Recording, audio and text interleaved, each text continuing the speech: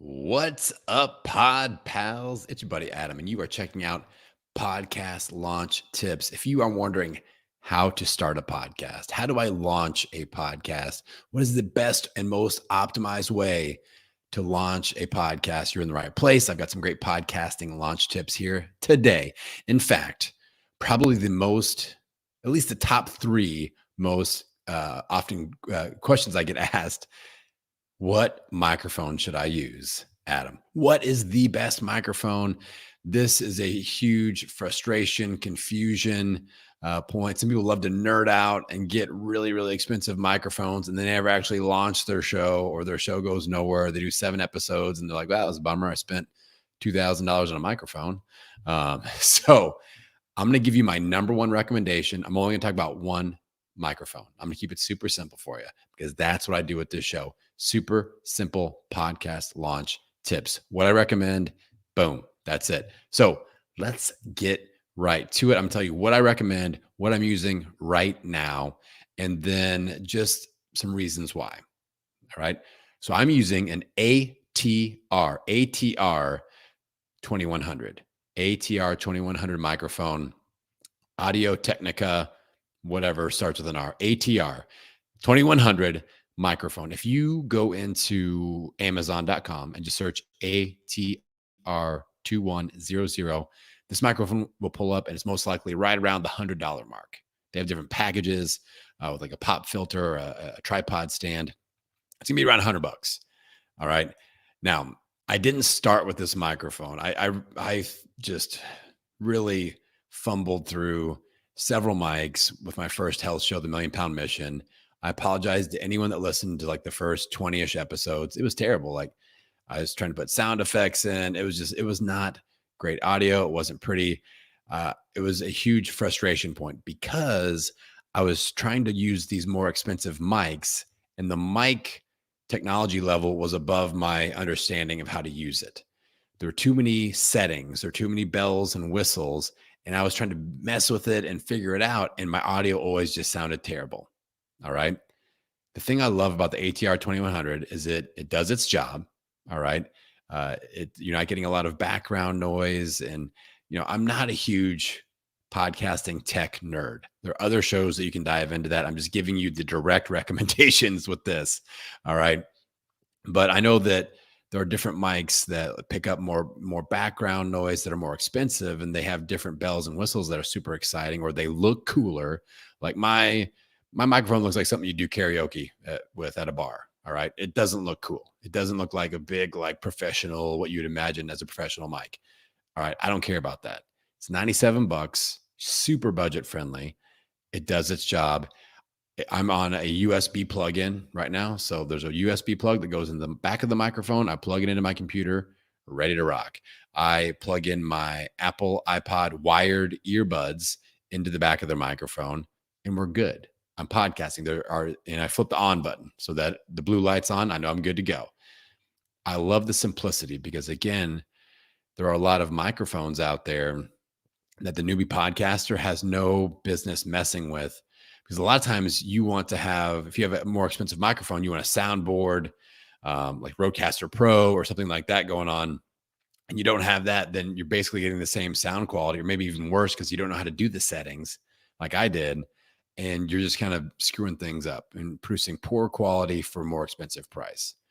All right. So it's simple, it's easy to set up and use, and we got great audio, or at least good enough audio. Like, this is audio quality it's gonna be 90 to 95% of the way there.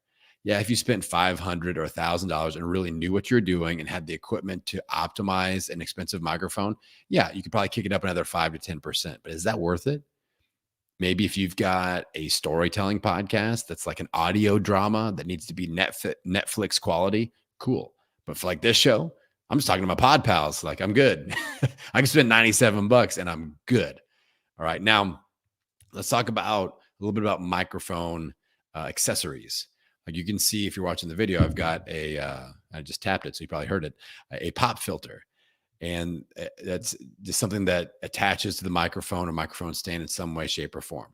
So that's important. So that when you have wind coming out of your mouth and you say words that start with P, like pa, pa, pa, it's not going to be this big sound explosion in the microphone.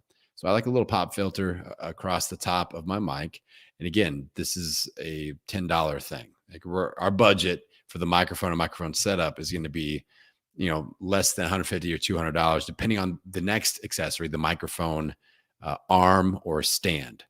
They're two kind of standard things, and I've used both.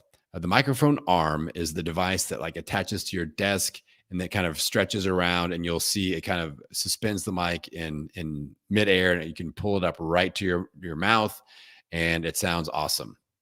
I used to use one of those, and I'm going to invest in another one. Right now, I'm recording this on a tripod, and those work also. But the issue for me, two issues for me with the tripod. I'm a tall guy. I'm 6'4", so I have to kind of scrunch down. So when I'm doing my videos, I got to be like down here, mouth by the mic, or I have to like set books or something underneath it. Or I've got my home gym. I can use like 25-pound bumper plates for all you meatheads out there and elevate it up.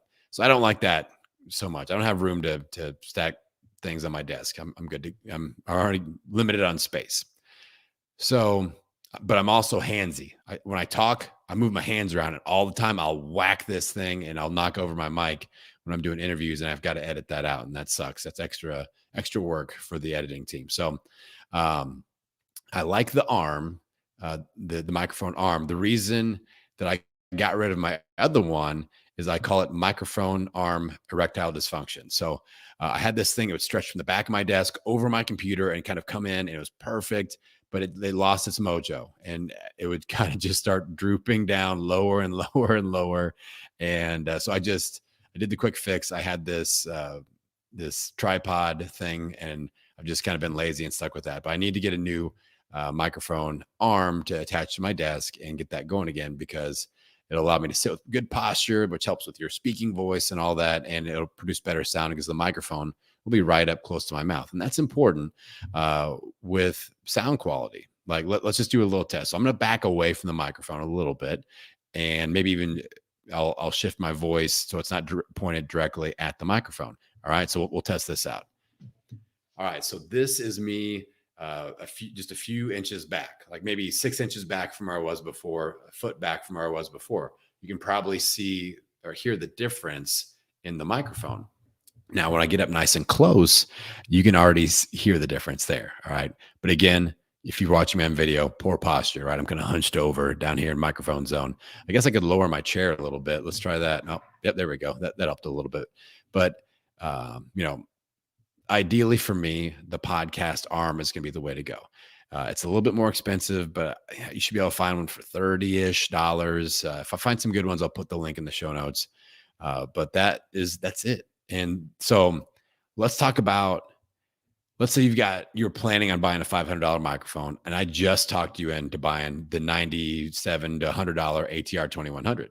Let's say that just happened. So now we've got an extra $400 that are in your podcasting budget.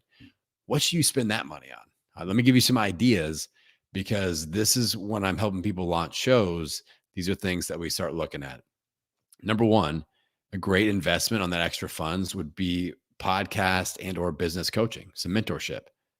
I'd be glad to volunteer myself for those services. Hit me up.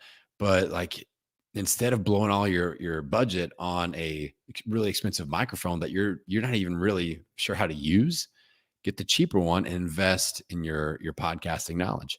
Podcast launch services. I've got a great program called the Podcast Launch Blueprint. Let's go. And you can invest those funds into that and get somebody to hold your hand along your launch journey. Editing and production services. All right. Maybe you are super busy and you need those first few, your launch episodes.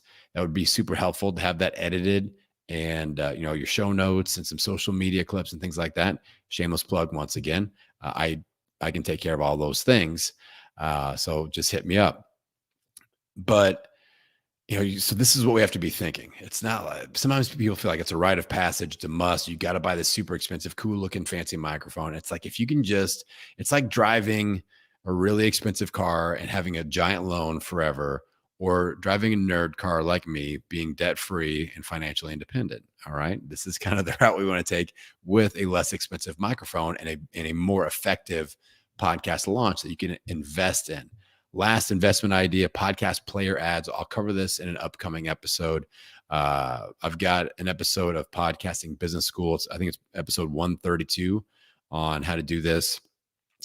And you can invest, you can take that $400 that you're saving. Again, this is the example. If you are doing a $500 budget for your podcast equipment and you're planning on spending $500 on microphone, but $100 on the ATR 2100, $400 left over, you could place a $400 ad on a platform like overcast.fm, and you're going to acquire your first 70, 75, even 100 subscribers to your show.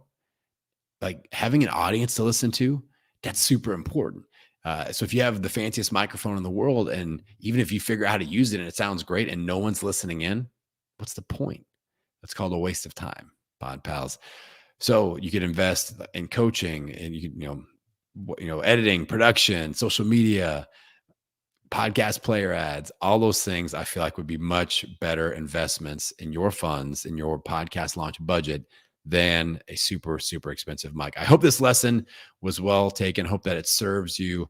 I hope that it maybe create a few aha moments with your podcast launch strategy. As always, if you need any help, you can always reach out. Anything that I mentioned service-wise can be seen at my website, www.podcastingbusiness.school. If you have any questions, you can always hit me up, podcastingbusinessschool at gmail.com. Or if you're hanging out on Instagram, Podcasting Business School on the IG. I appreciate you guys. I hope this served you well, and I will send you out into the podcasting world, wishing you health, happiness, and many downloads. See you on the next episode.